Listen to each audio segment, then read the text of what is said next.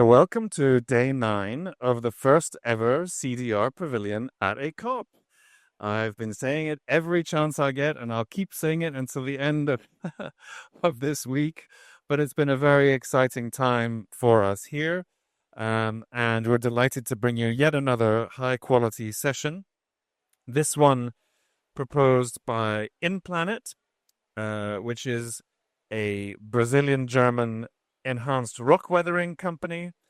And we are here today to talk about a paper that InPlanet has led, an academic paper, which looks at, and I'm going to get the words right, which looks at unlocking gigaton-scale CDR with strategic tipping point frameworks. Now, forgive me for not having this exactly memorized yet. I am stepping in here for the other Chris. My name is Chris Sherwood. I'm the Secretary General of the Negative Emissions Platform, and I'm a last-minute replacement for Chris Neidl, the CDR lead from the High-Level Climate Champions, who is sick, possibly with COVID, and couldn't be here today. Is the sound okay? I see the cameraman is worried. It's okay? More or less. So wishing the other Chris, a speedy recovery. So what I'd like to do is just start off with very quick intros. If each of you, the dear panelists, could just quickly introduce yourselves, and then we'll move into the structured questions that we've got for you. Maybe starting with Christina. Can you hear me? Perfect. Thanks so much for having us here today. Yes, I'm Christina. I am the VP of Science and Research at InPlanet. And as Chris mentioned, we're a Brazilian-German startup working right here in Brazil. We're deploying a technology called enhanced rock weathering to remove carbon from the atmosphere. Thank you. Thank you again for the invitation to participate in this panel. My name's David Manning. You can see from the photograph above me that it's snowing back in the UK, so that's what I'd be wearing if I was back home. It's a bit different here. I'm a professor of soil science at Newcastle University in the north of England, and I'm a geologist by background. My career has been in geology. I'm also an honorary professor of soil processes in Edinburgh University. And my interest is in looking at how minerals react in soils on two counts. On the one hand, to supply crops with the nutrition that they need to grow, and that's what first brought me to Brazil some 15 years ago. And then more recently, looking at CO2 removal from those same reactions of soils and the minerals reacting naturally within soils as a nature-based solution to the problem of CO2 removal. Thanks, Saul, and thanks to the InPlanet team for hosting. My name is Inji Johnston. I'm a research fellow at the University of Oxford, where I work on carbon markets, especially the intersection with carbon removal ventures. I'm a lawyer by training, but I think this intersection between environmental science, law, and policy is a fascinating one, and one that we get into in the paper and we'll get into on the panel. Thanks, Chris. Great. And just a quick word to the panelists about microphones, because as you know, it's very loud here, and we have found over this week and a half from bitter experience that it is best to hold the microphone at the bottom, otherwise you interfere with the signal. Secondly, it's best to hold it almost horizontal like this, because then you're speaking into the microphone and not almost into the microphone. And to hold it very close to your mouth, in fact, perhaps occasionally touching your mouth, sadly, in order to be heard on the live stream, which is quite sensitive to the background noise.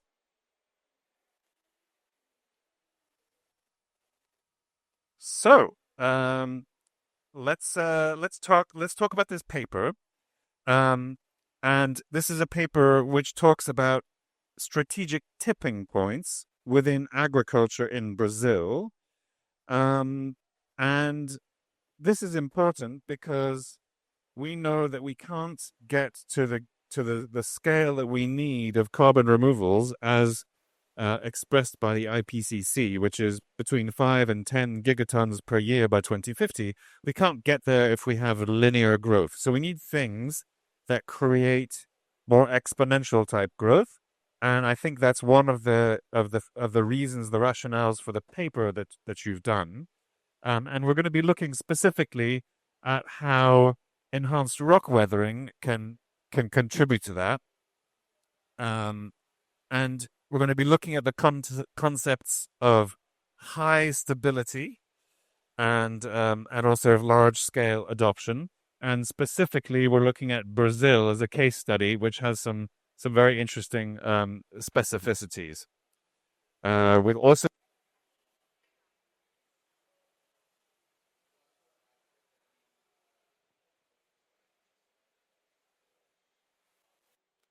they're very temperamental. So I'm just starting again. We'll also be looking at regenerative agriculture as a theme, and looking at Article 6 tools that could be fueling this transition. So I'm going to start first by diving into the concept of tipping points. So you've all heard of tipping points in terms of planetary tipping points and climate tipping points. That's quite a negative concept, isn't it, Christina?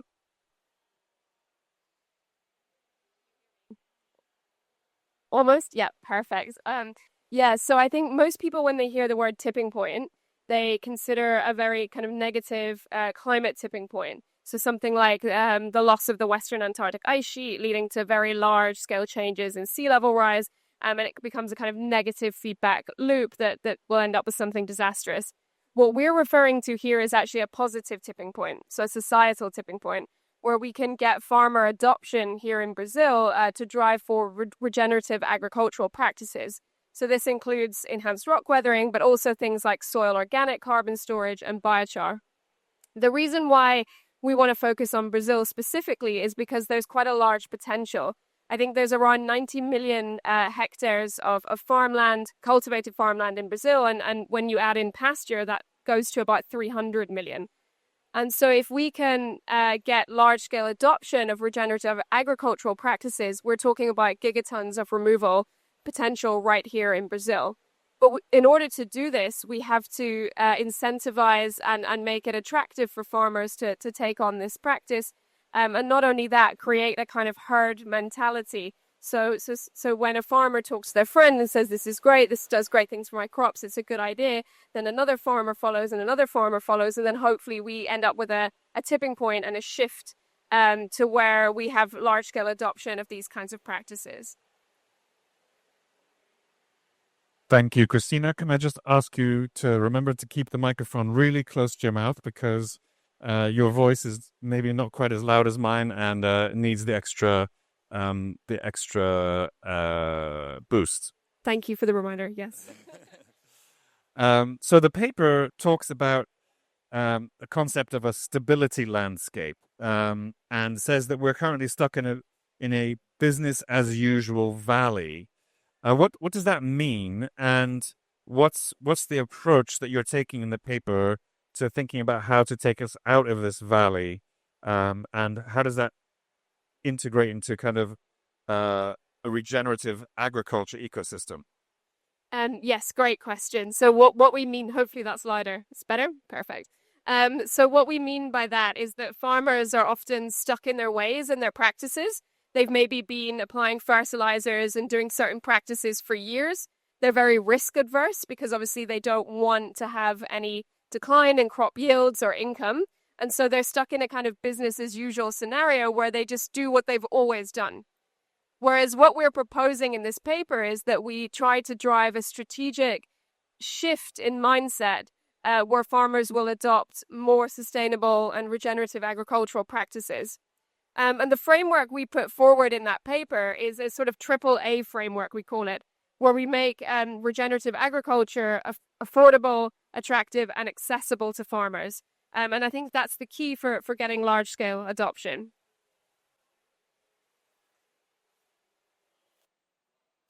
Okay, but can you talk us through this term, the stability landscape? What does that mean in a bit more detail? So by that we mean that that currently, as I said, farmers are in this business as usual, stable landscape where they know that the certain practices will lead to good outcomes for their crops.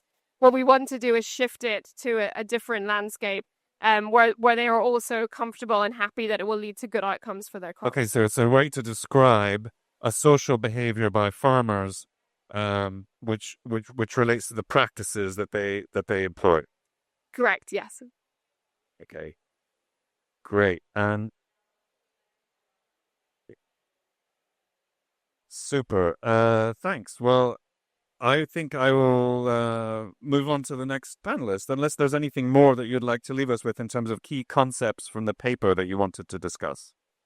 I guess the only thing I would add is that companies like InPlanet and other carbon removal companies have a really big role to play here, in making sure that they are transparent about the results that they're getting, and in driving information sharing with farmers in order to make it clear to them where and when these things can be adopted and when they'll be beneficial for them too. So I think for InPlanet, it's something we're very interested in driving as well. What I like about this is that we're not just talking about carbon removal as a CO2 accounting matter or as an abstract way of getting ourselves to net zero or a number of tons or gigatons or a target. We're talking about it as something which has a social dimension. It relates to how people relate to each other and how they think about what others are doing. And I think that's really important for us to consider as we think about how we get to that scale, how we transform economies and societies. So yeah, thank you for that, Christina. So, Professor Manning, I think there's, the paper talks about some specific aspects of Brazil's culture and history, which make it particularly useful as a petri dish, as a place to experiment the kind of approach that InPlanet is talking about. Can you talk us through those particular characteristics? Yes, indeed. And it all boils down to the science of the reactions which take place and the research which dates back in Brazil to the 1950s. So this approach of looking at how soils generate themselves, how the rocks that go into the soil are weathered to produce that soil, is something that has been very well known in the community in Brazil for 75 years. And it's something from which we can learn, which is what brings me to Brazil. It's not to teach, it's to come here to learn. The important thing about that has been that there's been a gradual coalescence amongst the community of scientists who are working on this, working with the farmers, to come up with a model and then turn that into action through what's called the Rochagem movement. And that started maybe 15 years ago officially. It led in 2013 to federal regulations being created in Brazil to allow these rock products to be registered for use in agriculture. So there's a rigorous standard here in Brazil that allows rocks that can be mined and crushed and used on soils for the purposes of nutrient supply to the plants. That's something unique. The microphone played a trick on me then. That's something that's unique to this country, and that's what we're pleased to be part of. I'll pause. I see a question coming.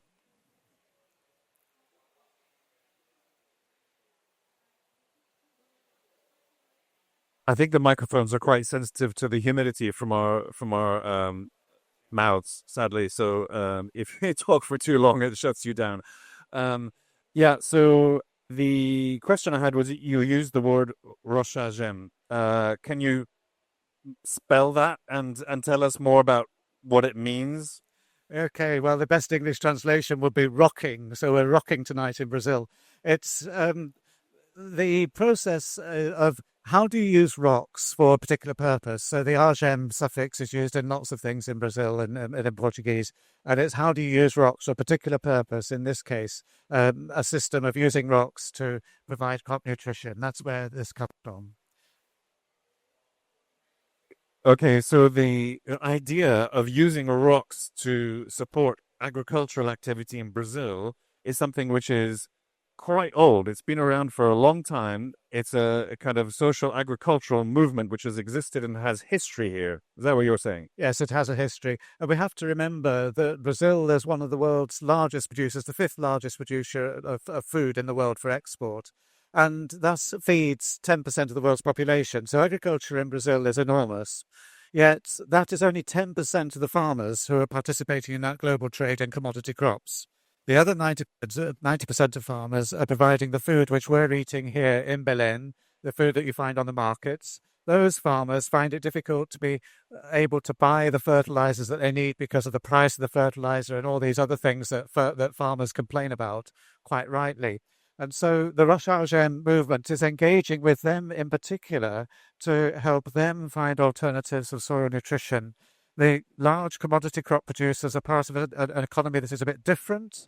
They are part of the fertilizer importing economy. They're able to cope with that because of the scale of their operations. So Recharge is more of a social movement in some ways that's aimed at alleviating poverty, and particularly alleviating poverty in disadvantaged groups and in small farms where very often the farms are run by women rather than by men. So it has a very different social background and basis. It's sort of coming of age now with the work that InPlanet's doing, and you can see that it's got the opportunity to take off and scale by being used more widely by different farmers.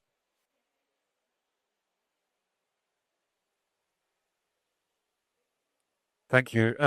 So the rock weathering that we're talking about, so talk about taking rocks, turning them into a powder and applying them to fields. How does that interact with other kinds of soil health practices that are prevalent here? Yes, it's a nature-based solution, as I say, in that it's repeating or reproducing what happens naturally when crushed rock goes into a soil through natural mechanical erosion. The beauty of working in Brazil with this is that the cost of crushing the rock is very low because of the predominance of hydroelectricity in the energy mix here. And it's remarkably cheap to crush rocks. It takes the same carbon to crush a rock as it does to create a litre of milk in the supermarket. So the carbon costs come in mainly in the distribution costs. And that's why this is a case of a system which has local rocks for local people. The rocks don't need to travel very far. They're mined and used locally. So from that point of view, it is holistically a very attractive solution for all farmers because it's not involving some of the expenses that are involved in the commercial fertilizer, the chemical fertilizer market. And so that has various benefits as well.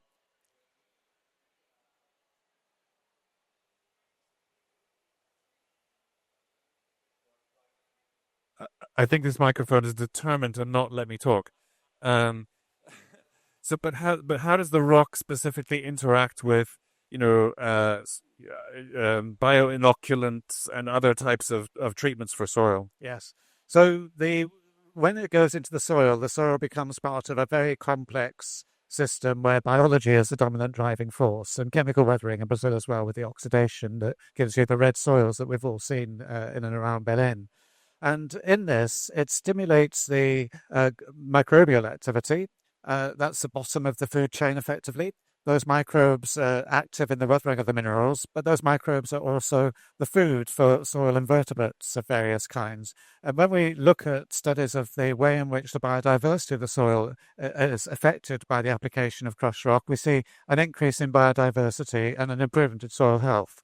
Now, this then ties in with the bioinoculant side of things, and we know that the incorporation of bioinoculants into soya saved Brazilian farmers some $20 billion collectively. That is, again, part of the same system that having these crushed rocks helps stimulate that biodynamic activity within the soil. So it's a win-win from the point of view of the life that is in the soil and the life that soil supports. Great. And then, we here at the CDR Pavilion have been talking about a number of other CDR pathways or approaches or methods, including, for example, biochar, which is readily available today, very mature technology, one of the cheaper ways of doing carbon dioxide removal. Is that like a competitor to enhanced rock weathering, or is it somehow complementary? Yes, they're complementary. Biochar takes organic carbon into the soil in a very stable form. The thing about rock weathering is that it takes carbon out of the atmosphere in an inorganic form, in a form that is taken out of the biological carbon cycle. And so putting the two together, you get the benefit of both. They don't inhibit each other.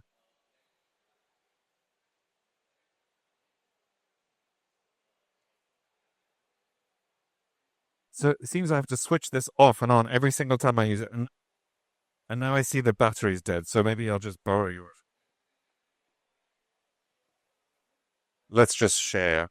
Thank you so much.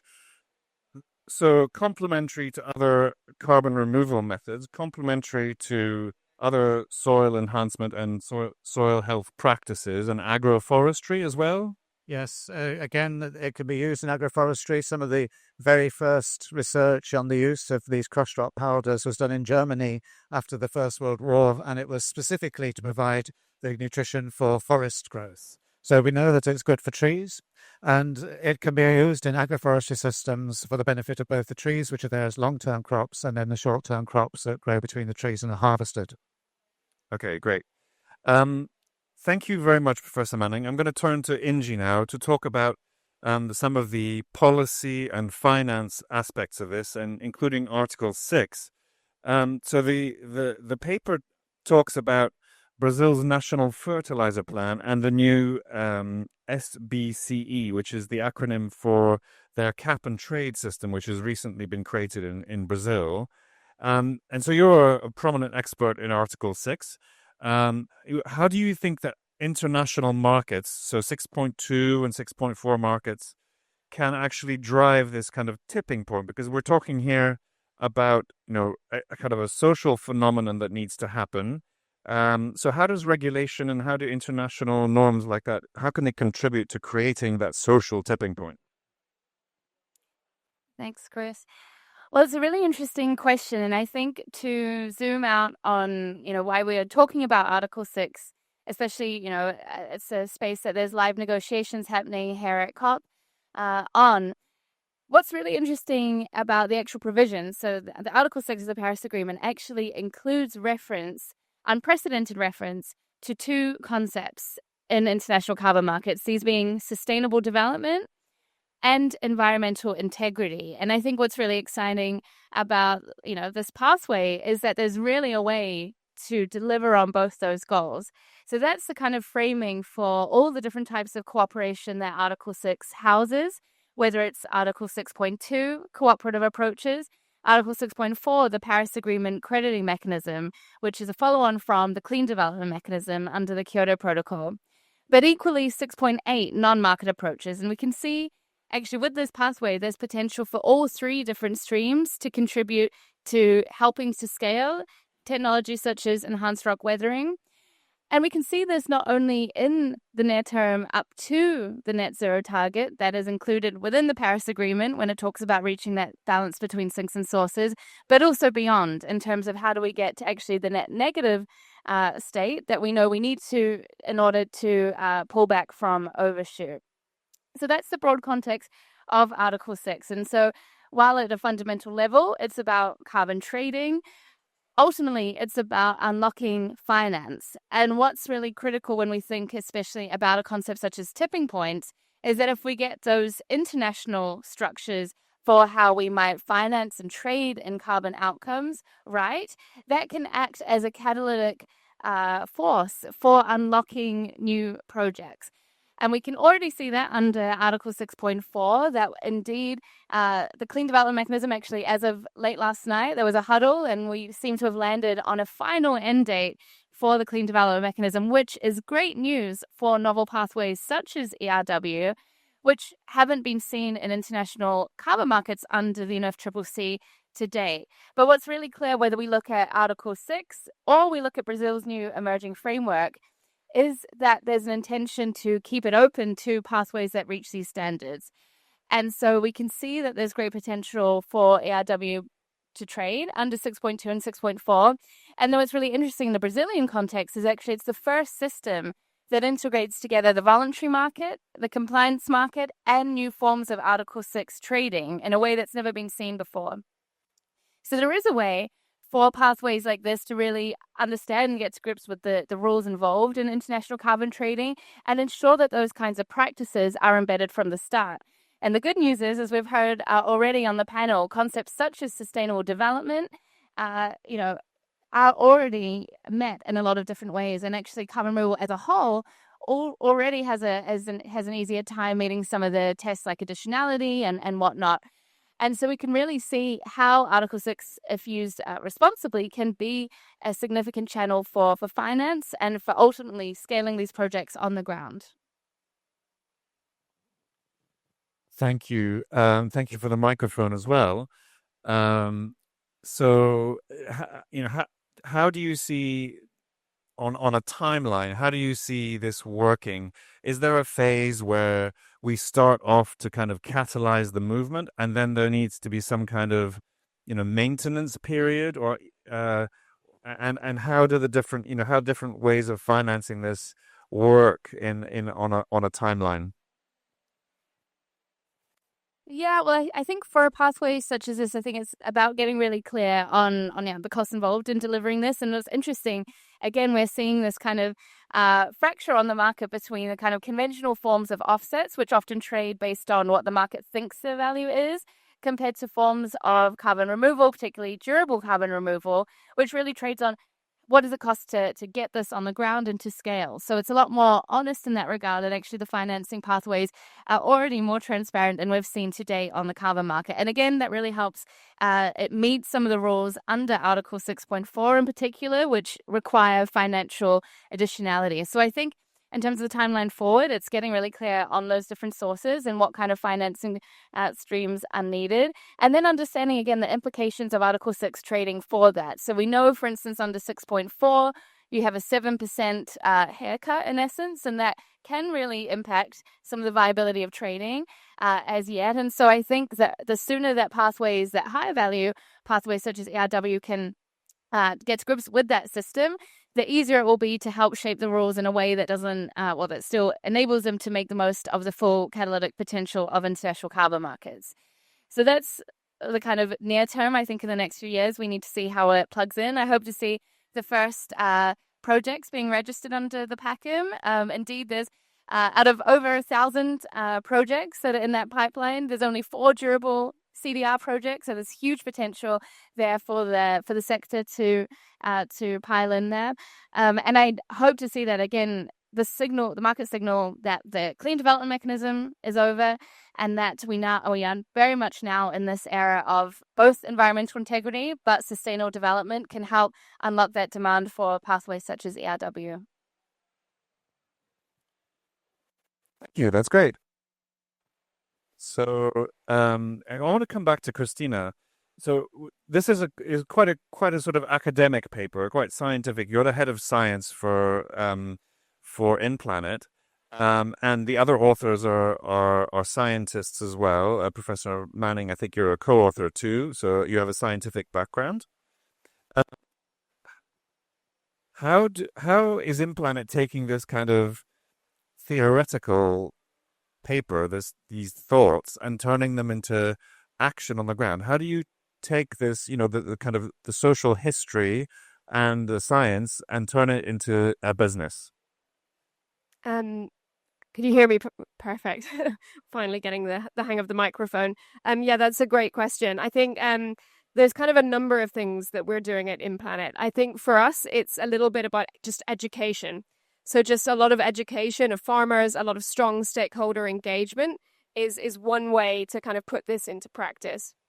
So I agree, it's a very academic paper. We hope to get governments and other entities interested via the academic paper. But I think for a farmer, what they really want is to try it out for themselves, see the results themselves, and also talk to their friends and see their friends having had those same results. So for us, it's about trials, so running small-scale trials with farmers and then transparently publishing those results, holding lots of events where we share those results, lots of just stakeholder engagement where we're talking to farmers and presenting that really transparently, let them try it out, and then hopefully that will, in practice, kind of spread the word, bring more farmers on board. But I think for us, we're only one company. We're quite a small company at the moment. And what we really also need is some support from government. So I think kind of lobbying and policy efforts are going to be really, really important too. Can I come in there as well and give the academic perspective of how we want to see this go into practice? And we have the benefit of being able to work with a huge number of different people at different stages in their careers. We have 3 farms on the university where we can carry out trials in the Northern Hemisphere situation. But more importantly, it's the reaction of students to this. So we have a master's program, for example, in sustainable agriculture and food security. And those students learn about this. They learn about what the content is of this paper and other papers that we've been working on and other academics have been working from, and they take that with them when they graduate and go to wherever it is that they've come from, which may be the UK, but it may be any corner of the world, any country in the world. And we find that the reaction from students when they're learning about this is extremely positive. It's something which excites students and young people to find that there's something that can be done that is innovative, is using science that they've learned, and actually they can see the results and do project work to show that for themselves that it actually works. Great. Well, that's all that I've prepared in terms of questions, but I know we have quite a large audience here today, and I'm sure some of them will have questions for you, the panelists. So this is your opportunity in the audience to raise your hand and ask a question.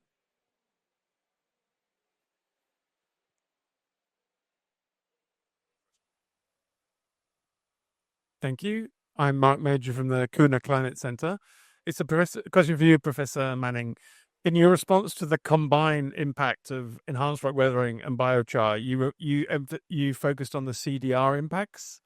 In terms of the sort of soil health, soil quality, are they also additional or complementary? Can you just clarify that for me? Let's see if that's working again. Yes. There are not many trials that have been done that have specifically addressed that. So that needs to be done. Those are projects which need to be conducted. But because of the function being different for the way the two materials work in a soil, then there's every indication that they'll be additive and you'll get the benefits of both. And one of the things we've been looking at, which is particularly interesting, is the production of biochar, which has these minerals as a component of the biochar, because that then opens the door to developing products that combine the best aspects of both worlds. As far as I know, the community has got as far as figuring out how to make those materials, but hasn't yet done the trials at the scale which would convince a farmer to use them. But could I just quickly add to that? I think there's also potentially an MRV question as well. So I think combining enhanced rock weathering and biochar, there would need some thought in as to how you do the MRV to quantify the carbon dioxide removal, especially with enhanced rock weathering. So I think more research needs to be done, but I think in theory, there's no reason why they couldn't be complementary. Just to complete. So, I mean, that seems an important thing, not only the MRV part, but understand the soil health benefits. It seems like a crucial thing to be able to answer. Yeah, it's vital. Thank you.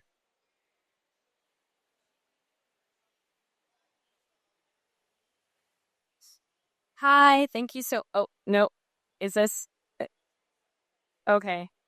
Can you hear me? Okay, great. Hi, my name is Colleen. I'm a master's student in climate science and policy at the Scripps Institution of Oceanography, and I'm also a climate consultant. My question is primarily for you, Dr. Johnston, but I really enjoyed your really thorough analysis of AR6 and talking about kind of really the implications. I liked your framing around bringing compliance and voluntary and carbon markets all together. What would you say is kind of the key takeaways more for voluntary markets? I'm thinking about, as a climate consultant, there's a lot more companies now that are interested in CDR, and I don't think AR6 or Article 6 is something that they're aware of or are thinking about in conversations. And so what would you say are the largest takeaways or intersections for companies that are wanting to participate in the voluntary market, and kind of what should they be taking away from COP30 in that regard?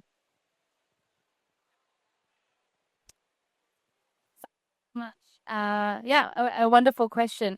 I think what's super interesting, and again, when we think of, Article 6 was the hardest part of the Paris Agreement rulebook to negotiate. It's nearly 10 years on, and those negotiations are still happening just down the hall in meeting room 14. And the reason for that is that it's incredibly complex, but it also touches on, the political interests of a number of countries. What's really interesting when we think about that decadal timeline is that pathways such as this didn't really exist at, for sure at commercial scale. And so we have seen this risk that some of the rules and early decisions have created a bit of path dependency, which makes it much harder for certain pathways related to carbon removal to actually nest into that system. It's something that the negotiators are becoming more and more aware of. We work on a number of different fronts to help educate on that. For instance, as simple as, when the transaction unit is called an Article 6.4 emission reduction. So actually explaining to, decision makers and corporates who are also able to buy those that the emission reduction also includes removal.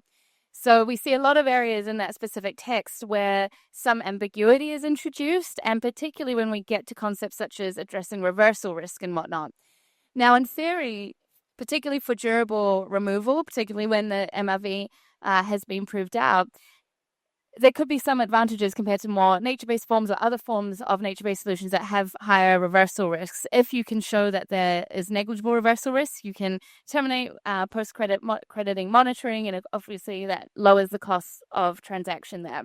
But what I would say, so bearing in mind kind of where the state of Article 6 is and how it relates to carbon removal is one thing, but what I think is really critical and what we've tried to do both in the principles for responsible engagement with Article 6, but also subsequent work, is really encourage fundamental understanding of the different types of carbon credits that may be out there and that role on the way to net zero. And I think particularly, efforts towards SBTI's corporate net zero standard 2.0 and whatnot will really trigger insights at the company level as to how to get more carbon removal and understanding that role that plays, especially in terms of addressing residual emissions. So I think we've very much moved on from a space of just accusations of mitigation deterrence from investing in removal, because we understand now that we're on a high overshoot pathway. So there's a lot of efforts in that regard. We also released last month guidelines for net zero aligned internal carbon pricing. So I think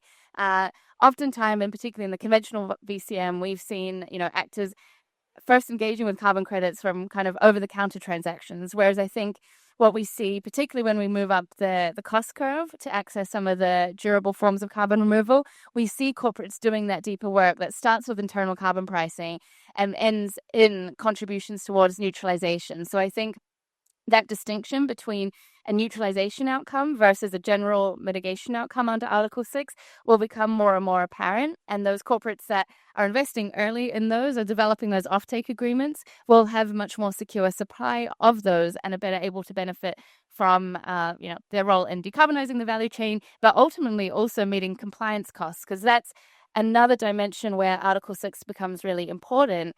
Is, say, if you have the UK and EU ETS systems both integrating removals but then interlinking between themselves, that conduit that Article 6 provides to actually trade in that cross-border durable carbon removal will be really central. And so we have to ensure that the rules are such that those kinds of transactions can be seamless, that we can have that liquidity, not only for compliance markets, but also for that on-ramp where we see corporate decision-making now. Thanks. Hi, my name's Tarang Malhotra. I'm an economics student based in New York, but I also do market research for OneCoin5, which is a direct air capture company based in Texas. So my question is pretty general about just your outlook on enhanced rock weathering and how, on a cost basis, you see it compete in the market with other technologies that have lower MRV costs, like direct air capture, and how you see the future of the markets looks like. If you mentioned that you think they're complementary, but do you see them like being compartmentalized into different parts of the market, or do you see them competing with each other in the future? Hello? Perfect. It's a really, really great question. I think actually at the moment, direct air capture is probably quite a lot more expensive than enhanced rock weathering, just because of the need to put in a lot of new infrastructure. Obviously, the price of direct air capture will come down with time, but the fact that you have to build whole machines makes it more expensive than enhanced rock weathering, which makes use of existing infrastructure. So from a scalability perspective, enhanced rock weathering is extremely scalable because you use existing byproducts from mining, you use existing transport networks, and you use spreaders that farmers already have.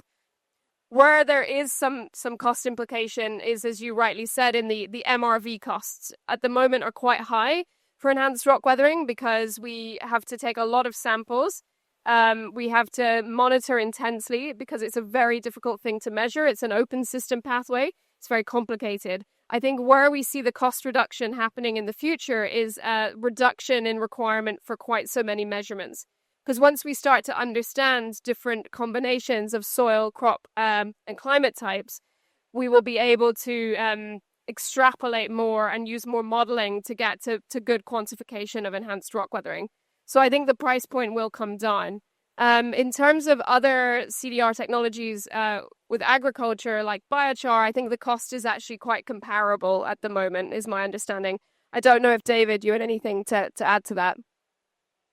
I think the only thing I can add to that really is that the use of enhanced rock weathering is a very dispersed practice. So it can be used on farmland over very, very large areas, whereas direct air capture might be more focused on a single point where the capture is carried out. And then there's the carbon capture and storage aspect of it, which has to be focused on a geological formation that can accept the material. So they do different things and they work in different ways. And we need both. Yeah, I think that's a super important point, and I'll very quickly flip out of my role as the moderator and into a brief foray into being a panelist. As the leader of an organization that brings together all the different CDR pathways, I don't see my members feeling that they compete with each other. They see each of themselves as a part of a portfolio that will be required at a global level. Now, where there'll be differentiation is both in terms of the market. So certain buyers of carbon removals will prefer to buy certain types of carbon removal because of geographical or supply chain reasons. Illy, the coffee company, is not going to be buying direct air capture. They're going to be buying biochar and enhanced weathering because of the links with their agricultural supply chain.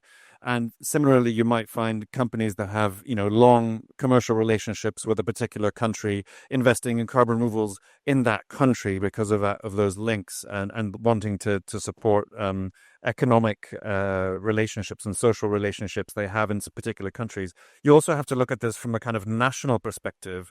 So Brazil will have particular strength in biochar and enhanced rock weathering, maybe less so in other types of carbon removals. Austria is not going to be developing a marine CDR to any extent because it doesn't have any sea, whereas Malta is an island and they're not going to be doing bioenergy with carbon capture and storage because they have no biomass. So this is something which will depend very much on the country and the buyer. And again, I don't see it as a competition issue today. Can I just add to that I agree actually as well. I think the scale of CDR we need to get to is so large that we are not going to be able to do it with only one pathway alone, and that we would support all CDR mechanisms, and we're going to need portfolio approaches, and we're going to need absolutely everything to get to the scale that we need to get to. So just saying that I agree with that.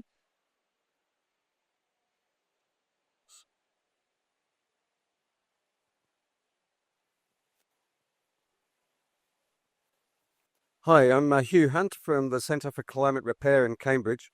Is it silicate rock that you're the microphone? Is it silicate rock that you're using for the enhanced weathering? And my understanding about silicate is that it eventually that the carbon that's captured dissolves and runs out in the water as carbon so does it end up in the oceans or does it stick in the soils? And in what way does the carbon captured by the silicate enhance is it useful for trees and plants? Yes, so thank you, Hugh, for that. It's nice to see you again after many, many years. The weathering process is one where the silicate minerals lose their cations. So they've got sodium, calcium, magnesium, and potassium in their mineral structure. And they go into solution. They cannot exist in solution on their own, so they exist counterbalancing bicarbonate in solution, which any of you can see evidence of when you look at the chemical analysis on the side of a bottle of water that you might drink or on a tin of water that we might be drinking here. So we know that the bicarbonate is an essential part of that weathering process.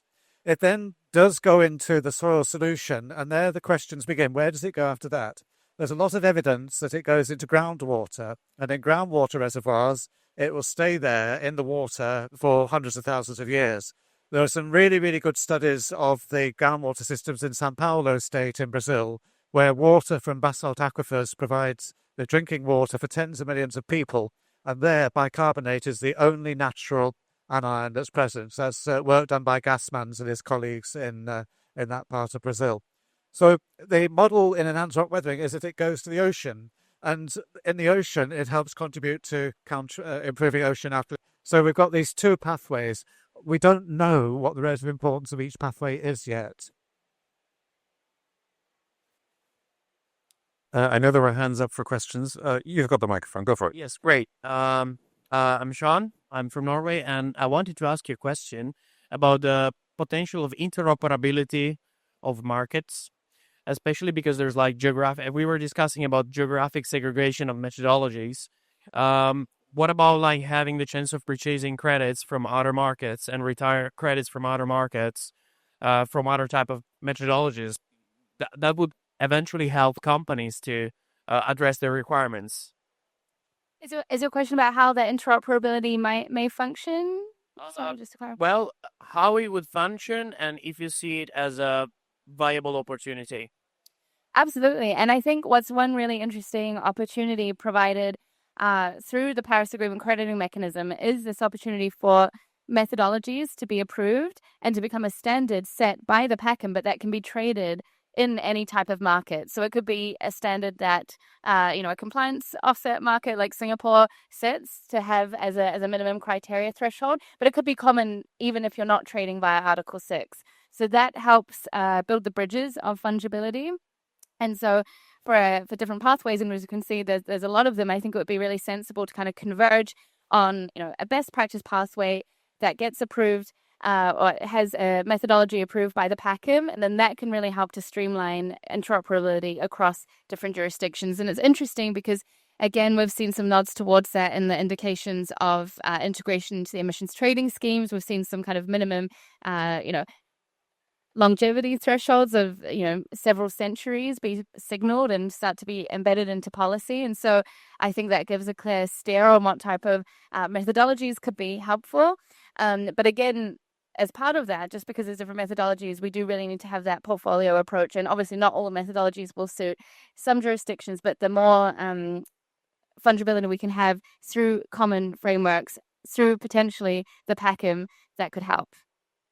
Great. And the second part of the question is, what do you think is which kind of role do you think it will play having insurance models protecting the buyers in order to restore credibility in the voluntary carbon market?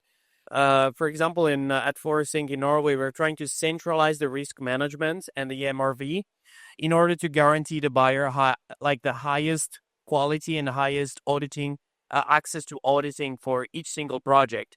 How critical do you think that insurance, how critical will be the role of insurance in guaranteeing the interoperability of the market?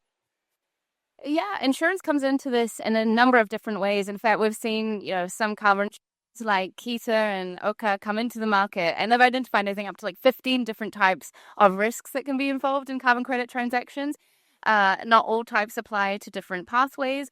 But what's really interesting is that from a practical reversal risk standpoint, definitely insurance plays a role, particularly for the nature-based pathways, to help ensure some of that longevity. Obviously, they haven't yet been tested, and especially in that article, their introduction has been, controversial. It's something that the supervisory body, advised by the methodological expert panel, is still working through because there's been some discussion about having a kind of 100-year minimum guarantee, and that the only way to do that for some pathways is through an insurance-based mechanism. However, for forms of, say, carbon removal, durable carbon removal, insurance could also come into play, but almost from a political risk insurance perspective to guarantee a corresponding adjustment, should that be necessary, which is necessary, for instance, to unlock the CORSIA market, which is another one of those kind of floating markets, but one that could be hugely profitable for durable carbon removal simply because of significant demand from aviation as a source of significant residual emissions.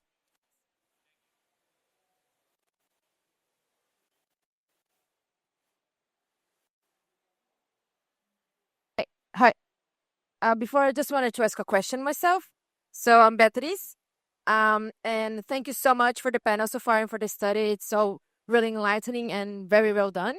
So my question is, if we agree that enhanced rock weathering and regenerative practice require social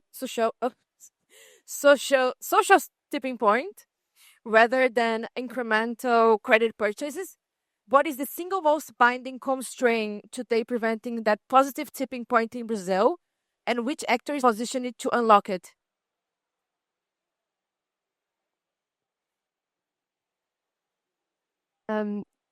Great. Yeah, fantastic question. I think I'll just make sure I've understood the question correctly. So you want to understand what's the best kind of actors or set of actions that could be taken in order to unlock that strategic tipping point to get widespread adoption of regenerative agricultural practices. So I would say that something like governments or large research institutions like Embrapa, for example, putting out materials and research trials to support the use of these practices in a way that is safe and beneficial for farmers. So I think there are combinations where we can really maximize the impact for farmers and maximize the impact for crops. And so I would say, the single most important thing, actually, not just, small startups like us doing work and publishing our results, but actually someone very credible like the research institution Embrapa or governments coming out and publishing results from their own trials and saying, this is a really great thing to do. This is how you can do it. And this is how you can do it well as well, for me would be one way to do that. I don't know if you have anything else to add.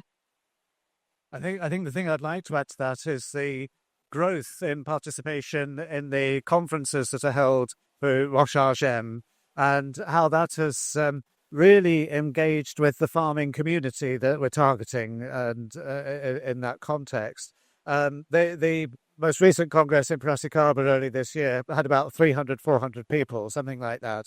It's also supported by an organization called Abrafen, which is a consortium of people of industry partners with an interest in that topic, who are very good at liaising with the farming community. So the message, there are tools here for getting the message across, and we're seeing it growing like a snowball. So the question you're asking really is, how can we get that snowball to grow faster?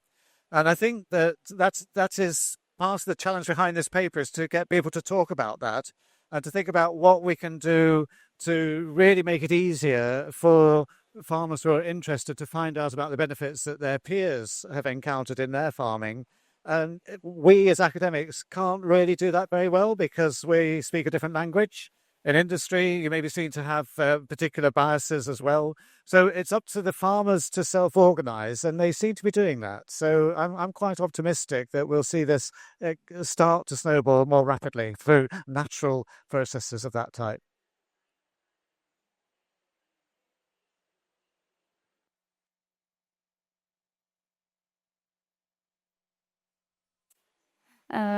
Well, yeah, just to complement these perspectives, I think another really interesting gap, especially when we're talking about this science policy interface, is that right now it's not integrated well into integrated assessment models. And so, that I think could be something like unlocking it at that level could then help feed into also incentivize governments to really back it.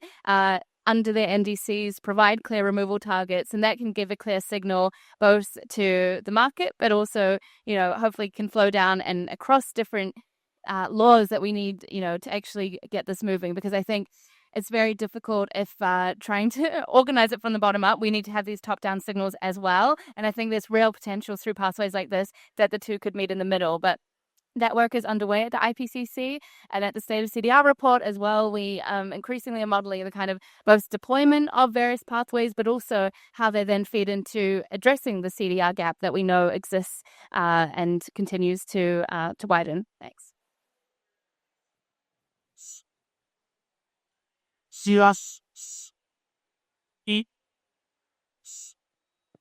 Now, so I wanted to come back to this point about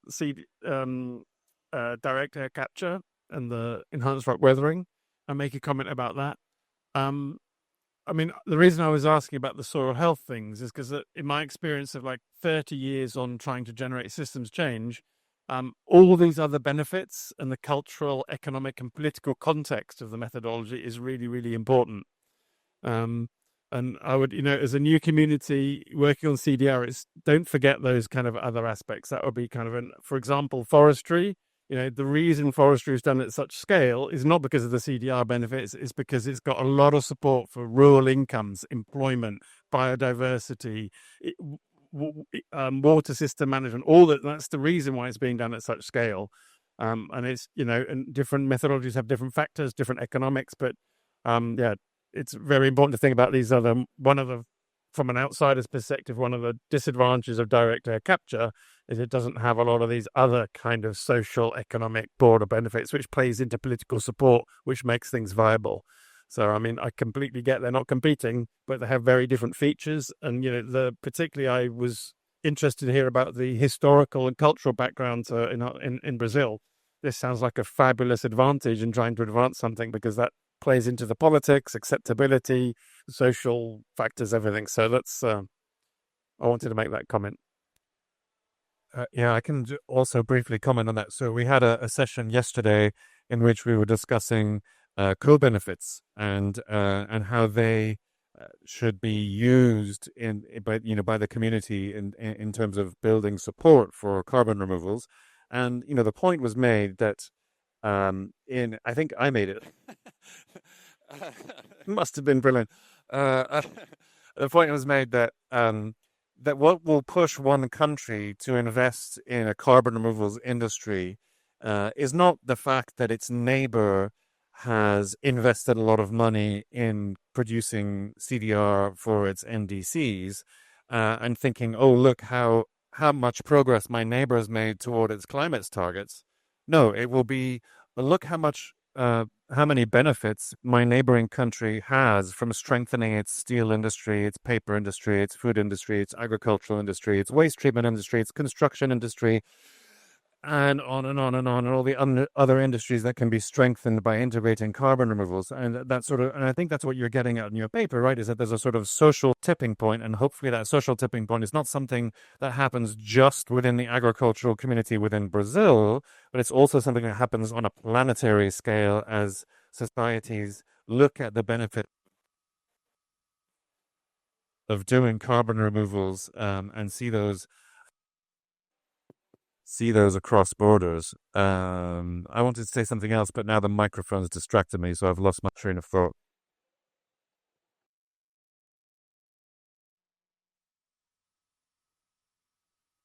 Just to be explicit, that means that the economic incentives are only part of the reason the countries will take action. These other benefits are very important as well, right? So some CDR will take place because it economically makes sense. Others will take by where the economic incentives from the markets is just a contributing factor to making it a good idea. Yes, I think we need to think about human psychology, both on a local scale and at a planetary scale, and what makes people and politicians want to do certain things. I now remember the other thing I wanted to say. People have often said direct air capture has less co-benefits than other carbon removal pathways. I mean, I know that there are, an increasingly urban society, and particularly at a time of, climate change and increased heat and cold and rain, etc. What happens in buildings is increasingly important. And the built environment is a place where you could do a lot of direct air capture in ventilation systems, air conditioning systems, etc. And if you build the infrastructure properly, that would be a real co-benefit. Is your meeting rooms are now more, you have lower levels of CO2. You're collecting biogenic CO2, and hopefully you could store that as well. So direct air capture might not just be something that you build in the desert in Texas. It could be something that you build into your urban fabric. Another question?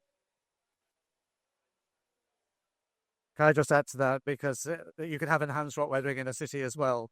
So we do a lot of work on urban soils and designing a carbon capture function to those urban soils with measured removal of 85 tons of CO2 per hectare per year as calcium carbonate from in a soil.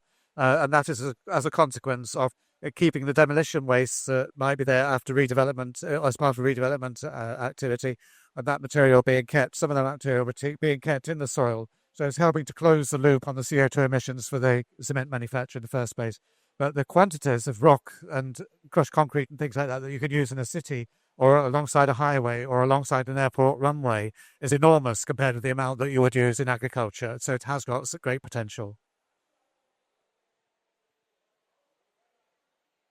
For enhanced rock weathering specifically, you mentioned that it's an open system pathway, so that makes it hard to measure how much carbon is going back into the soil. Do you see any potential for AI to help with these challenges and make it easier to measure it? And do you see that happening in the near future in the next few years? Hello.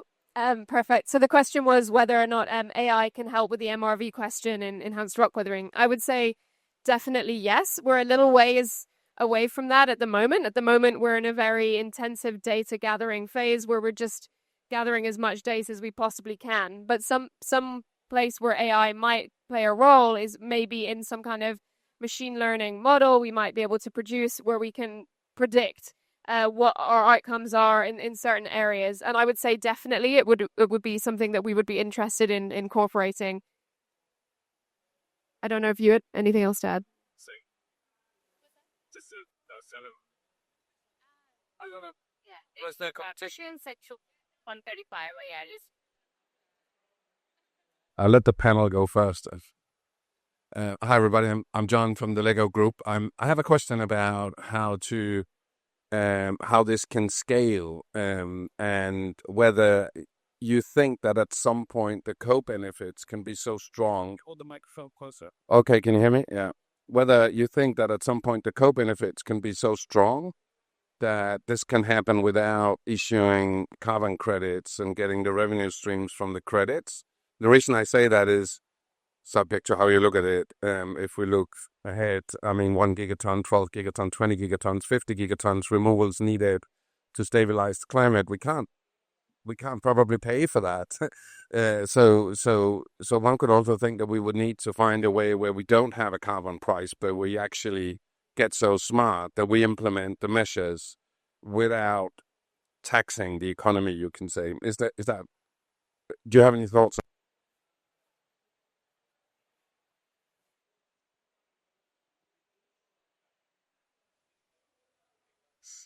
It just takes a second to... Just takes a second. There we go.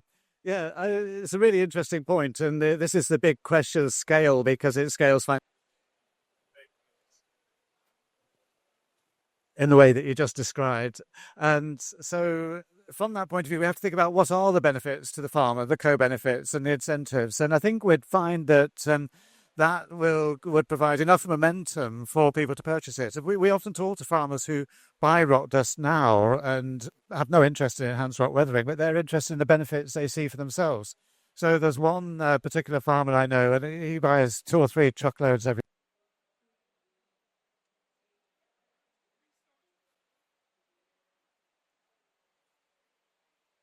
We say to him, why do you buy this? What's the benefit for you? And he says, well, I see 3 things. And this is in the Northern Hemisphere, so it's a different situation to what we're happening in Brazil. So his biodiversity has gone up on my farm. So he sees more worms in the soil, more earthworms and things like that, and more birds eating them. My cows are happier, which is not a question we've ever asked in a scientific study.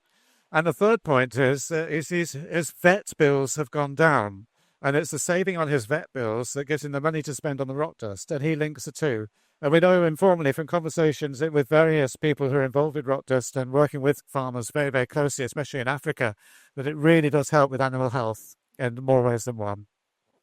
We discussed this question of the co-benefits being so valuable that they eventually cause a problem with additionality, and sort of kill off additionality and therefore kill the possibility of getting carbon removal credits. Yesterday, but ultimately I guess that's kind of where we want to get to, right? Yeah, just to add to that, obviously the question of additionality is one we've had a lot, being here in Brazil, where some people use rock powders already. At the moment, less than 1% of farmland in Brazil use rock powders, and even when they do, it's typically at a lower application rate than what we would be applying at. So at the moment, we need carbon finance to really start deploying it and coming to a scale where we have a climate beneficial effect. So Brazil does have a national fertilizer plan, in which they want to incentivize the use of rock powders, but that incentivization falls well short on what we would consider a climate relevant target. We actually need to be deploying a lot more than that to get to a climate relevant target, and that's where carbon finance can play a role at the moment. I would agree that at some point the co-benefits are so strong, yes, it should be something that's just integrated into agricultural practice.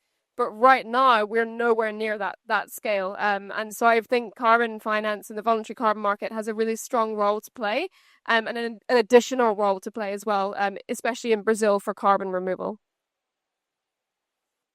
Yeah, just to add here, governments have also been missing in action in a lot of this space, right? We've seen voluntary demand be a really key source of, catalyzing these different technologies and really, stimulating demand and showing these proof of concepts and showing this additionality and things. But we do expect this transition to compliance, to large purchasing programs, and that will bring down costs. But I think we'll always have a need to be able to kind of measure and really assess the benefits of what's happening. But I think for certain pathways, I think and would hope that those co-benefits do start to outweigh the carbon costs. And I think we're seeing in the nature-based space, a lot of discussion there, and we've seen nature targets and things arise. And so we're starting to look at nature in a more encompassing manner. And I think other pathways are right to that as well. I do have to apologize because I have to head on to the next one, but it's been a privilege to be here. Thank you to InPlanet and the team, and thank you, Chris, for moderating. It's great to be here. Thank you, Inji, and see you soon. I'm sure maybe at the next panel. Where are you going now? Mediterranean Pavilion, if you want to see Inji in a few minutes when we finish here. Any further questions from the audience?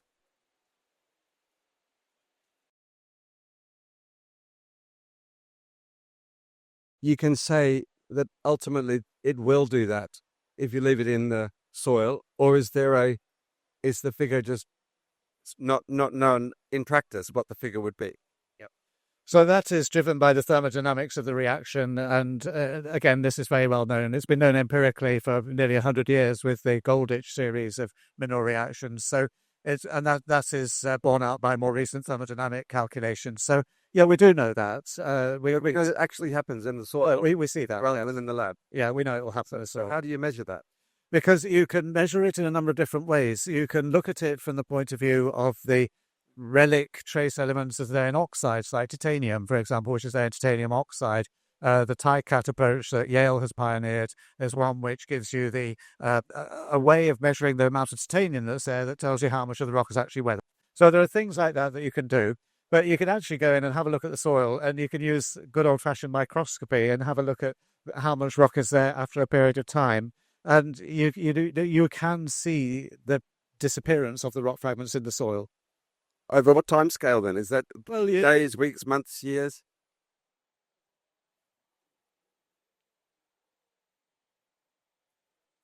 Climate. There we are. Yes, it does depend on the climate.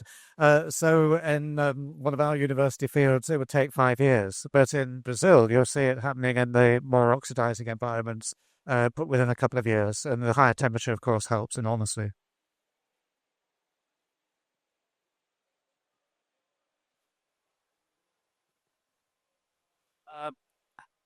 Check. Great.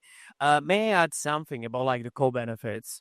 We keep concentrating on the short-term co-benefits of actually deploying this kind of technologies.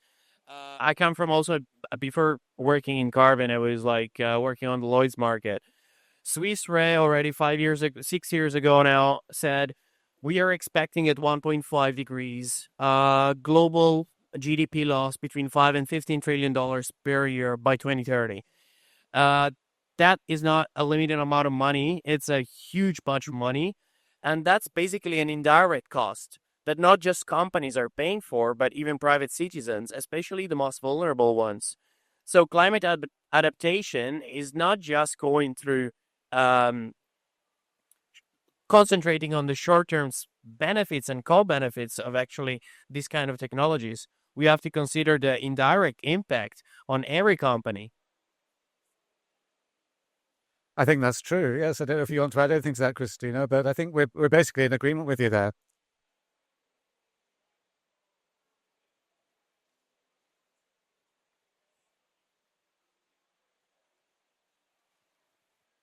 Thanks. I'm Kia Kuna from Lingo, the Leave It in the Ground initiative. Since you're talking about gigaton scale, I wanted to point to the potential in the building sector to use carbon fiber stone to replace cement and steel, which has stone dust as a byproduct. And I think that the building sector is huge to bring that to a gigaton scale. And we're working. There's some, initial work that's very small scale, and we're working on scaling that with Chinese partners at the moment. And I think once that reaches mass adoption, I think that could be a very significant contribution to making that happen and having the stone dust as a byproduct, as a waste product for free. So if you're interested in where that technology is at, you can talk to Kolya, the stone bender, who walks around here and has some sessions here as well.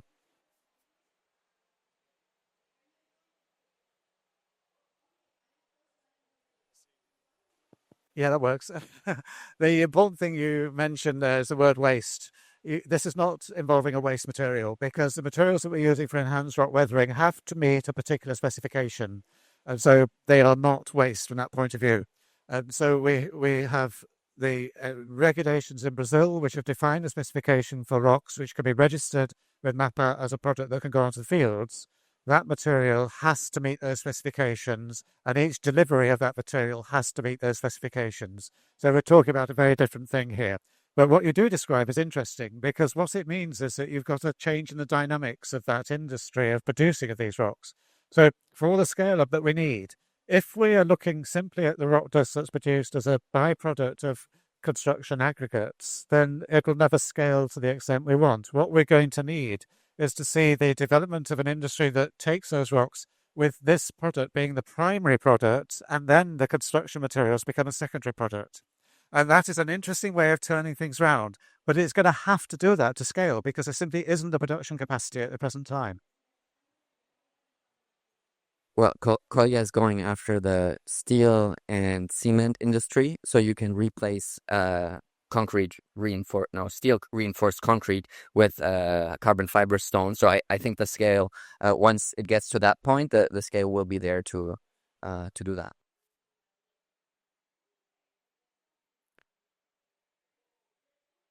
Okay, great. Well, I mean, thank you so much. I think it's, just to sum up, I think we've talked about very interesting academic work on the benefits of enhanced rock weathering to agriculture in combination with other types of regenerative and sustainable agricultural practices here in Brazil. We talked about the